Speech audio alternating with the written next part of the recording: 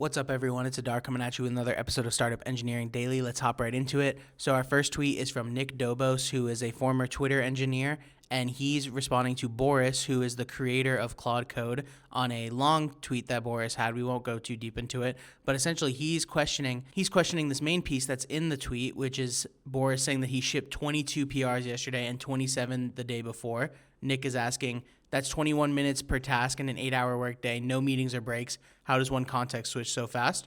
And this speaks to something interesting that's happening in the industry right now with Claude Code, all the Mac Minis, Claudebot, etc. Is what do PRs look like? We are moving towards best practices where PRs are supposed to be small. We're not supposed to have huge feature branches. So that is good that you can have a bunch of small PRs that go up and get approved quickly. But even with Claude and all of that, at this point, 22 PRs, 21 minutes per task in an 8-hour workday seems a bit unrealistic. It would be interesting to look at these deeper flows. No one's really talking about this. People are launching these new code review tools, and I'm sure a lot of people are still using GitHub UI to do the review manually like we used to do. But it would be interesting to have a deeper breakdown of what are these PRs exactly? Are they fixing bugs that were pushed in previous vibe-coded commits, or is it new features, or is it just bugs that kind of pop up out of the deployment of working on a project?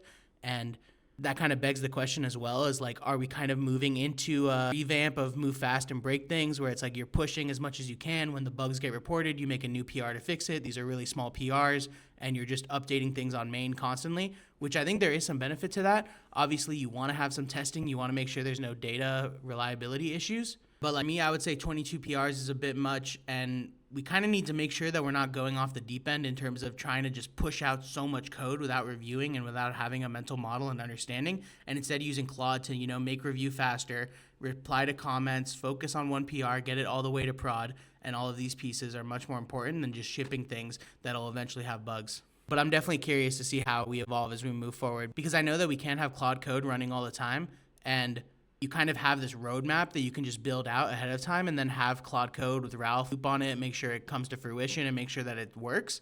And there is a level of like, how much do we trust it, or are we going to review every PR? Right now, I'm kind of on the wave of like every single line of code needs to be reviewed by a human, just because of the risk entailed with pushing things to production that don't work without testing. And also that's why I like in the PRs as well, how they give you like a manual test plan. So you can actually have Claude like create the PR. You could make it a draft, but it doesn't do that by default. It makes it an open PR.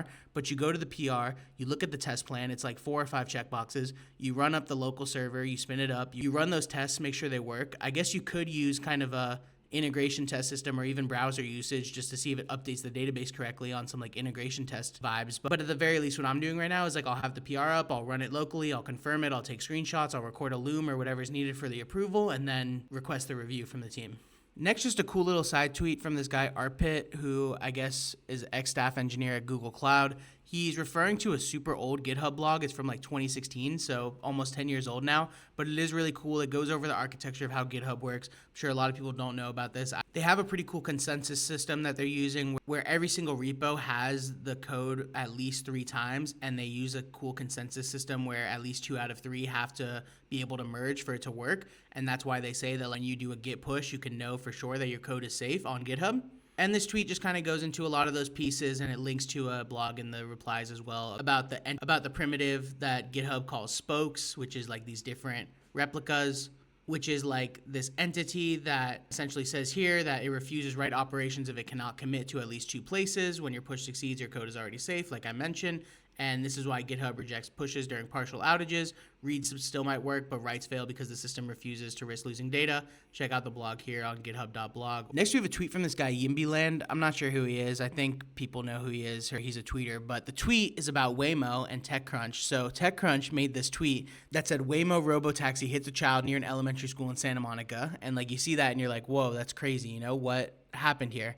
But when you actually look at the details, and this is why Yimbyland says insane headline, is that Waymo said its robotaxi struck the child at 6 miles per hour after braking hard from about 17 miles per hour. So like the person said, the child probably would have had a much worse outcome if it wasn't a Waymo. I totally agree with that.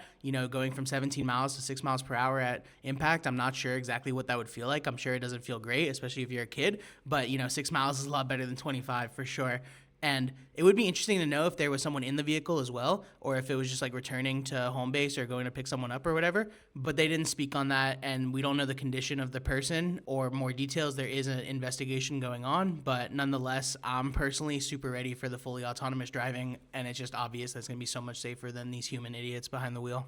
Next, we have a tweet from Nick, who's an employee at Mintlify, which is kind of like a new modern docs solution. And he's calling it that all the agent coding IDEs and GUIs are a phase and will be short-lived. He thinks most devs will only be using the terminal in a few months. And then Theo is betting the counter that the GUIs and the IDEs are going to make a comeback. I actually tend to agree with Theo, even though I'm really big on Cloud Code right now. There's just so many times where I want to open Cursor and just check out the file, or even like I use Vim in the terminal with Cloud Code. But it's like, humans are always going to err towards convenience. There's always going to be the nerds that want to use the terminal, but it's very similar to like GitHub Desktop or all of these platforms, where you could do this thing, where you could do these things on Arch Linux. You could like have a full terminal, and it's cool. And Prime was putting people onto that in the early 2020s, and there's always going to be the people that want to be super integrated in the terminal, and if they get really good at it, they'll be super fast. But in terms of like mainstream consumerism, even from the developer tool perspective, there's always going to be a UI that comes out ahead. And personally, I think there's going to be like a fully AI integrated Jira that's going to come out. I've kind of been working on that on my own a little bit, just experimenting with what that might look like.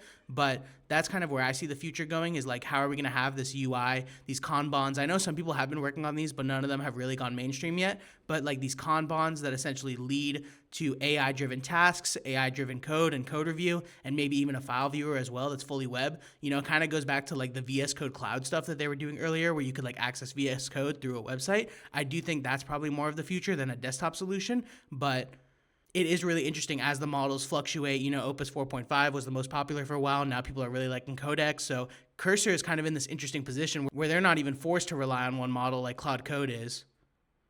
And with the updates that they're adding, it could make a lot of sense that by late April, which they're going for, that the IDEs catch up and the GUIs are back. Because in terms of like where behavior is going, it's always going to be towards convenience. It's always going to be towards ease. And the terminal and the super fast, like nerdy stuff is always going to be left to those people who want to enjoy that and find it interesting as a hobby. But people just want to sign in with Google and have the easiest experience, will be my thesis moving forward.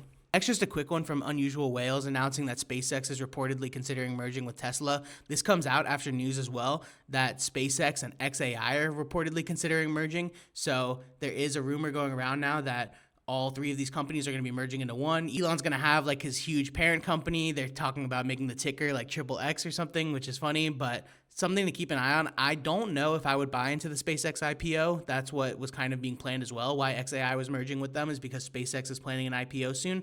We'll have to see what it's valued at. All these recent IPOs, they spike on the first day.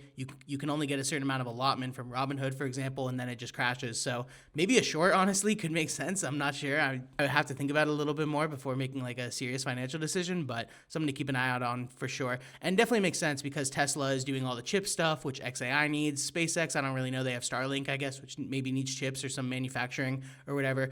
Obviously, they have the rockets on the side as well. But something to keep an eye on moving forward. And definitely there's going to be a consolidation of these companies, I'm sure.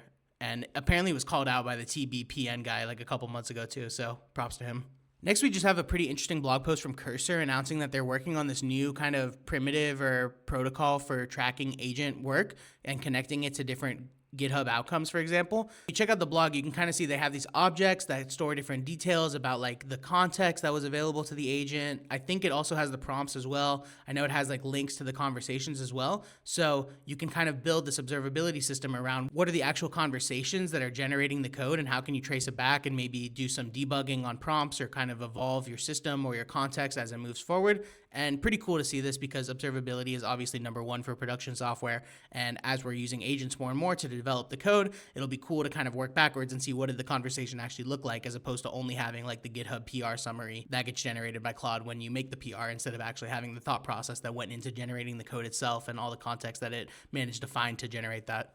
And lastly, we have a pretty long tweet from this guy, Murat Khan, but I like how he breaks down this tweet that's actually coming from Vercel, which essentially they're saying that agents are not using skills 100% of the time in the right way, and they're actually ignoring the dynamic context a lot of the time. So about a week ago or 2 weeks ago, we talked about how Cursor made this announcement, how dynamic context was better than static context, because if you overload the static context too much, such as AGENTS.md or these files that just get sent into every prompt, that the agent is kind of overloaded with information and it doesn't know which information to use to answer these questions or to perform correctly on the prompts. So the idea was that we can add these skills or dynamic context where the agent can know to look for things if it needs information, as opposed to just stacking it with a bunch of context and overloading its system.